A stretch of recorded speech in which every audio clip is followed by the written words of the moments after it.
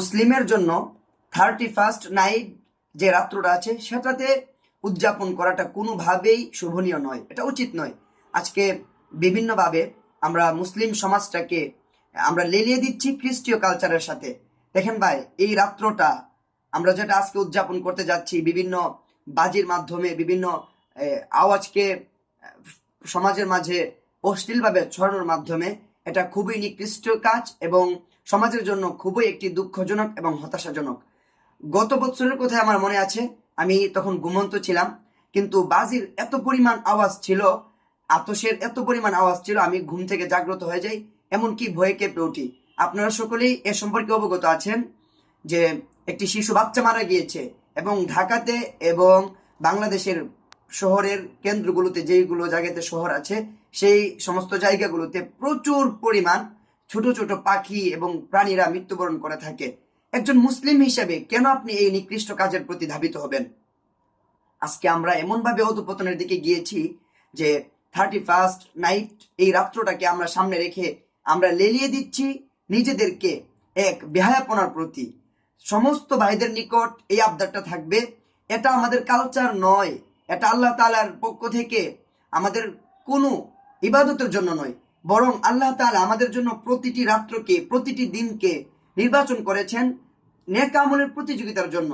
কোরআনের একটি আয়াত হলো ওয়াসারিউ ইলা মাগফিরাতিন মির রাব্বিকুম ওয়া জান্নাতিন আরদুহা আস-সামাওয়াতু ওয়াল আরদ। পৃথিবীর মানুষ, তোমরা আল্লাহ তাআলার ক্ষমার দিকে দৌড়াও, তোমরা একে অপরের সঙ্গে নেক আমলের প্রতিযোগিতা করো। হে ভাই, আপনি আজকে যে 31st নাইট যে রাতটা উদযাপন করতে যাচ্ছেন, এখানে আপনার কি নেক আমলের প্রতি আগ্রহ? আপনার কি আছে এখানে? বরং আপনি হত্যাকারীদের অন্তর্ভুক্ত হচ্ছেন। আপনার বাজির আওয়াজে পৃথিবী থেকে নিষ্পাপ শিশু বিদায় নিয়েছে। আজকে বাজির আওয়াজগুলোতে পৃথিবী থেকে প্রাণী, পাখি এগুলা মৃত্যুবরণ করে। এজন্য আমরা মুসলিম হিসেবে আমরা এই সমস্ত নিকৃষ্টতম কাজ থেকে বিরত থাকব। আমাদের বাসা বাড়িগুলোতে বৃদ্ধ বাবারা আছে, মায়েরা আছে, যাদের হার্টের সমস্যা, এই সমস্ত আওয়াজগুলো তাদেরকে ভীষণভাবে ক্ষতিগ্রস্ত করে তোলে। এজন্য যত ধরনের বেহায়াপনা থাকতে পারে, এই সমস্ত বেহায়াপনাকে আমরা, যাদের সাধ্য আছে, আমরা সেটাকে প্রতিরোধ করব।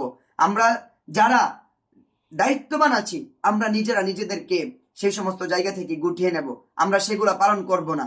আমাদের আশেপাশে যে সমস্ত বন্ধু বান্ধব এগুলা করতে চাইবে, তাদেরকে আমরা বিরত রাখবো। বিভিন্নভাবে তাদেরকে বলবো, আপনারা এইটা করেন।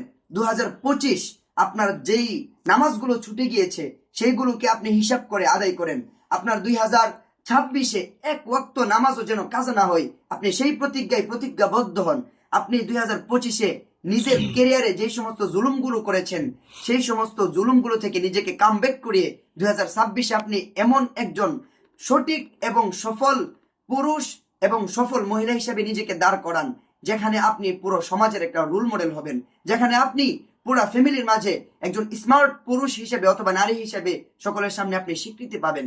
আপনি 2026টাকে এমনভাবে গঠন করেন যেখানে আপনি প্রতিটা সময়কে মূল্য দিয়ে দিয়ে, প্রতিটা সময়ের একদম সঠিক গুরুত্ব বুঝে আপনি প্রত্যেকটা দায়িত্বকে আদায় করবেন এবং 2025-এর যত অবহেলা আছে সেখান থেকে কামব্যাক করে আপনার নিজের জীবনকে, নিজের জিন্দিগিকে, আমলগুলোকে আপনি সঠিকভাবে উদযাপন করবেন, আদায় করবেন। এটা হলো আপনি মুসলিম হিসেবে আপনার কর্তব্য। এইভাবে যত ধরনের বাজে বেহায়াপনা কাজগুলো আছে, আল্লাহ তাআলা আমাকে এবং সমস্ত ভাই ব্রাদার বন্ধু বান্ধব যারা আছেন এবং যত ধরনের মানুষ আছেন সবাইকে আল্লাহ তাআলা গুনাহ থেকে হেফাজত করুক। এই রাত্রিতে বিভিন্ন ধরনের ফিতনা ফাসাদ থেকে আল্লাহ আমাদেরকে হেফাজত করুক। আল্লাহ তাআলা আমাদেরকে খাঁটি মুখলেস বান্দা হিসেবে কবুল করুক, আমিন।